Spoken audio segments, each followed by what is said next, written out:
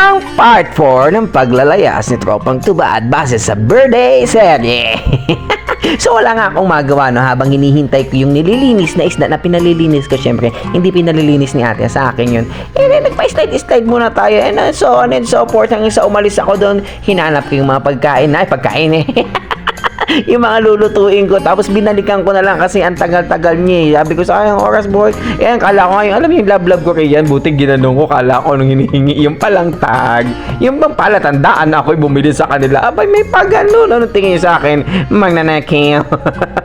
Okay, syempre, hindi naman mawawala sa grocery store. Kung meron tayong meat section, chicken section, lahat ng section, meron din tayong durian section. Abay, kagulat ko, nakakarating na pala ang durian dito sa Saudi. Ngayon ko lang yan nakita. Bagay, ngayon lang naman ako lumabas kahit noon eh. Bagay, wala naman talaga siya noon. Ngayon, meron na siya. Amazing!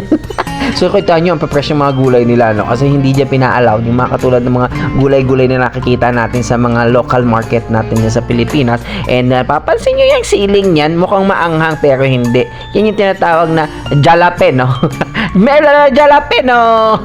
Hindi siya maanghang, pero maanghang. Alam nyo yun? Hindi siya maanghang, pero maanghang siya. Kaya huwag niyong gugulatin yung sarili nyo. ay, video po iyan. Nakala kasi nila engineer, ako yung nag-pipi. Ay, paano natin inilabas ng pangmalakasan, sa mga ka-Saudi natin dyan. Ka Middle East. Alam nyo na yan, pag may ganyang apple juice.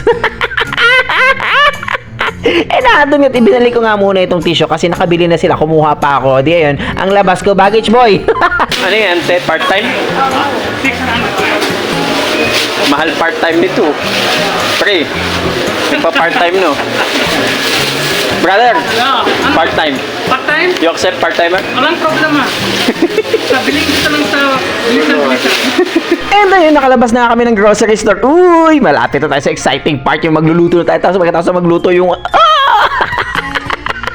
Ayoko ituloy. Mamaya nyo na, panoodin nyo na lang kung ano sunod na gagawin. So sa mga panahon na yun, naghahanap kami ng makakain kasi nagugutom nga daw sila. But anyway, gutom din naman ako niyan. Kahit na nag-snack ako ng shawarmang mahaba na nakita nyo doon sa part 1. So ang pinili ko dyan, Goto Batangas. Ayun, na high blood ako. Sabi ko, ang lakas pala ng tama ng Goto Batangas. And dito, malapit lang kami sa aking first job noon. And yes, sa daanan nga namin yung Yellow Cab, which is my first company noon nung when I was a child, 18. Wow, bata-bata. Diyan ako madang alaalang na buo ang aking mga berheng alaala sa trabaho. So dito nga kami kumain sa Pinoy Taster ba yan? Pati nga ng logo, pati lapit mo. Ayun, bahala na, basta Pinoy. Diyan ako kumain, Goto Batangas. And pagtapos namin kumain, papunta na kami sa kotse, pero siya may dinaanan muna yung mag-Jawa Bells, kinuha yung cake nila. Tapos ako waiting muna dito kasi pagod na maglakad. Sabi ko, dito na lang muna ako. Total, pogi naman ako kaya maghihintay muna ako dito. Yo, see you on part 5. Ay.